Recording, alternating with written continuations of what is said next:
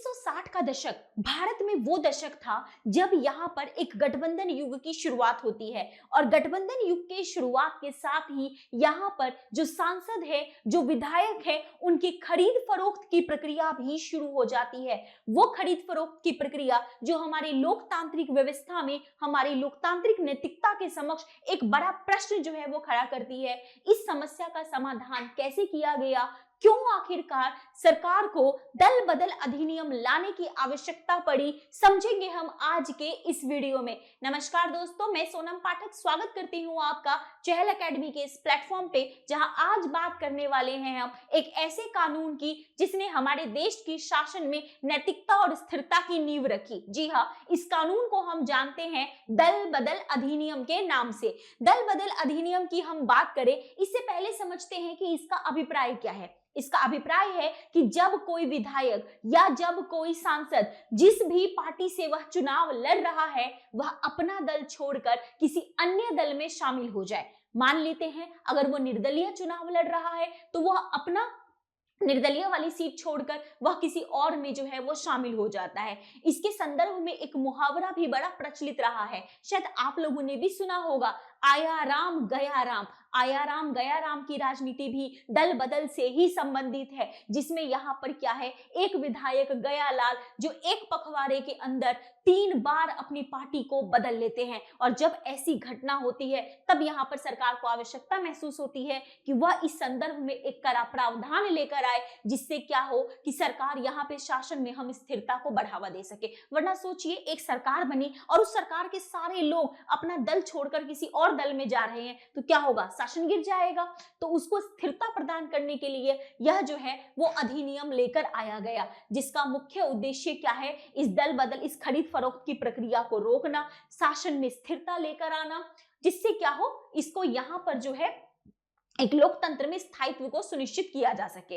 इस अधिनियम को लाया गया था संविधान संशोधन के माध्यम से, जिसे हम 52वां संविधान संशोधन भी कहते हैं। जी हाँ, 52nd कॉन्स्टिट्यूशनल अमेंडमेंट, 52वां संविधान संशोधन, जो हमारा किससे जुड़ा हुआ है, इससे हमारा दल बदल से जुड़ा हुआ है। ये आया आपका 1985 में, जिसमें संविधान में हम 10th शेड्यूल ऐड करते हैं। तो दल बदल से जुड़े हुए 3 बातें आपको ध्यान रखनी है। पहली बात, ये कब आया, 1985 में। कौन से संविधान संशोधन से आया, 52nd से आया, 52वें संविधान संशोधन से आया। इसने संविधान में क्या ऐड किया, 10वीं अनुसूची जोड़ी।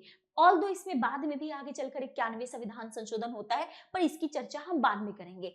संविधान में जब 52वां संविधान संशोधन आया तो उसमें प्रावधान किया गया कि देखो, जो सांसद है केंद्र के स्तर पर और राज्यों में जो विधायिका है, मतलब राज्य के जो विधायक हैं, इनको क्या होगा, ये अपनी जो जिस भी दल से चुनाव लड़ रहे हैं, ये वहां पर अपनी वफादारी को निभा पाए या आसानी से दल ना बदल पाए। तो इसके लिए यहाँ पर इनको कहा गया कि अगर ये बदलते हैं तो ऐसी स्थिति में इनके ऊपर दल बदल लगा के इनको अयोग्य घोषित किया जा सकता है। और भी कुछ प्रोविजंस किए गए, जैसे मान लीजिए कोई पार्टी से, किसी भी पार्टी से, वो चाहे यहाँ पर आपकी कांग्रेस हो सकती है, बीजेपी हो सकती है, आम आदमी हो सकती है, तृणमूल हो सकती है, समाजवादी, कोई भी पार्टी का कोई सदस्य अगर यहाँ पर अपनी पार्टी की सीट से चुनाव लड़ता है और यहाँ पर क्या है, जीत भी जाता है।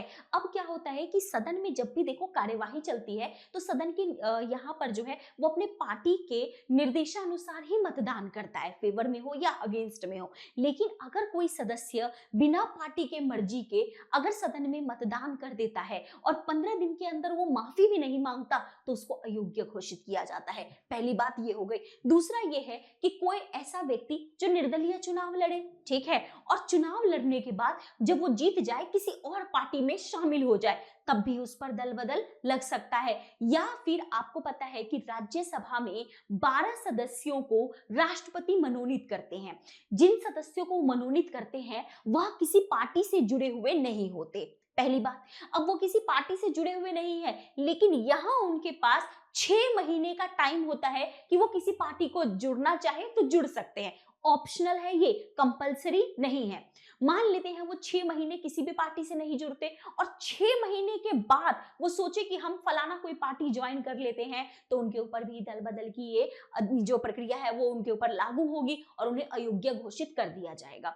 इस अधिनियम में एक महत्वपूर्ण बात कही गई थी कि अगर मान लेते हैं कोई पार्टी ऐसी है जिसमें ज्यादातर लोग असंतुष्ट हैं, 1/3 लोग अगर पार्टी छोड़ देते हैं, तो दल बदल लागू नहीं होगा। लेकिन इसका क्या हुआ, बहुत ज्यादा दुरुपयोग होना शुरू हुआ, तो बाद में इसको भी बढ़ा के 91 संविधान संशोधन से इसको 2/3 कर दिया गया है।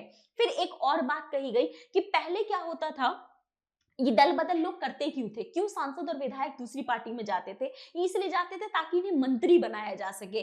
तो आगे चलकर एक और संविधान संशोधन हुआ जिसकी अभी हमने बात की, 91st कॉन्स्टिट्यूशनल अमेंडमेंट, बहुत इंपॉर्टेंट है ये, 91वां संविधान संशोधन अधिनियम। इस 91वें संविधान संशोधन अधिनियम में देखो क्या किया गया, मंत्रियों की संख्या सीमित कर दी गई। कहा गया कि जितना विधायिका का आकार है, लोकसभा में जितनी सीट्स है उसका 15% से ज्यादा जो है वो मंत्री नहीं बनाया जा सकता। राज्यों की जितनी विधानसभा है उस विधानसभा में उसके 15% से ज्यादा जो है वो मंत्री नहीं बना जा सकता। दिल्ली का अपवाद है, दिल्ली में ये सीमा 10% की है, जिससे क्या हो, इसको हम रोक सके। लेकिन इसमें भी यहाँ पर कुछ अपवाद ऑलरेडी हम चर्चा कर चुके हैं कि अगर 2/3 मेंबर अगर छोड़ देते हैं पार्टी तो दल बदल लागू नहीं होगा। 6 महीने का जो टाइम पीरियड है उसमें अगर मनोनीत सदस्य कोई पार्टी ज्वाइन कर लेते हैं तो वहां भी हमारा दल बदल लागू नहीं होगा। लेकिन अब ये लागू होगा कि नहीं होगा, ये कौन डिसाइड करेगा, तो ये डिसाइड करेंगे सदन के पीठासीन अधिकारी। कौन डिसाइड करेगा, सदन के पीठासीन अधिकारी। मान लीजिए यहाँ पर जो भी सदन का जो हेड है, स्पीकर है, अध्यक्ष महोदय है, राज्य के अपने यहाँ पर स्पीकर हैं, वो इसे डिसाइड करते हैं। शुरुआत में इसे न्यायिक समीक्षा से बाहर रखा गया था, मतलब सदन के पीठासीन अधिकारी द्वारा जो निर्णय लिया जाएगा वही अंतिम है, उसको कोर्ट में चैलेंज नहीं किया जा सकता। परंतु एक केस आता है जिसको हम जानते हैं कि हो तो हो लोहान बनाम जचिल्लू केस। ये जो केस है इसमें सुप्रीम कोर्ट ने एक महत्वपूर्ण निर्णय दिया, कहा भाई इस बात की भी न्यायिक समीक्षा की जा सकती है, अगर अध्यक्ष का फैसला अगर सही नहीं है, द्वेषपूर्ण है, पूर्वाग्रह से प्रेरित है, तो इसकी न्यायिक समीक्षा हो सकती है। मतलब आज अगर हमारा स्टेटमेंट पेपर में बनता है क्या दल बदल में पीठासीन के अधिकारी के निर्णयों की न्यायिक समीक्षा की जा सकती है, तो हमारा जवाब होगा हाँ, इसकी न्यायिक समीक्षा हो सकती है। यह अधिनियम लेकर तो आया गया जिससे हमारी शासन व्यवस्था को हम बहुत दुरुस्त, मजबूत और निष्पक्ष बना सके। पर क्या वाकई में ही ऐसा हो पाया? अगर हम इसको देखें तो देखो, दल बदल को हम लेकर आए कि हम एक तरीके से शासन व्यवस्था को निष्पक्ष बनाए, परंतु ऐसा हो नहीं पाया। क्यों? क्योंकि यहाँ पर अब विधायक अपनी मर्जी से अपना मत भी नहीं दे पाते। हमने पढ़ा ना कि अगर उन्होंने यहाँ पर अपने दल के जो है सहमति के विरुद्ध मतदान किया तो उसमें क्या होगा, उनको दल बदल उनके ऊपर लागू हो जाएगा। मतलब असहमति व्यक्त नहीं कर पा रहे, इनकी स्वतंत्रता सीमित हो रही है। ये कहीं ना कहीं पार्टी सिस्टम दल को बढ़ावा देता है। यहाँ पर जो हमारे प्रतिनिधित्व है, प्रतिनिधि हैं, उनको यहाँ पर उनकी जो भूमिका है उसको कहीं ना कहीं सीमित करता है। इसके अलावा यहाँ पर क्या है, ये स्वतंत्र और मनोनीत सदस्यों के साथ अलग अलग तरीके का व्यवहार करता है। लेकिन ओवरऑल अगर हम देखें, यह जो है फिर भी अनिवार्य है। क्यों अनिवार्य है? क्योंकि देश की इस पूरे संवैधानिक ढांचा में स्थिरता को बढ़ाए रखने के लिए इसका काफी ज्यादा जो है वो महत्व बना हुआ है। और खासकर भारत जैसे देश में जहां पे हमारा लोकतंत्र अपने डेवलपमेंट के बिल्कुल अपने पीक फेज में है, ऐसे में इसकी प्रभावशीलता को हम और मजबूती से बनाए रखें, इसकी दल बदल की अनिवार्यता जो है वो हो जाती है। तो ये समझा हमने दल बदल अधिनियम के बारे में। आज के लिए इतना ही है, मिलते हैं आपसे नेक्स्ट डिस्कशन में। तब तक अपना ध्यान रखिए, खूब मन लगा के पढ़िए। Thank you very much. जय हिंद।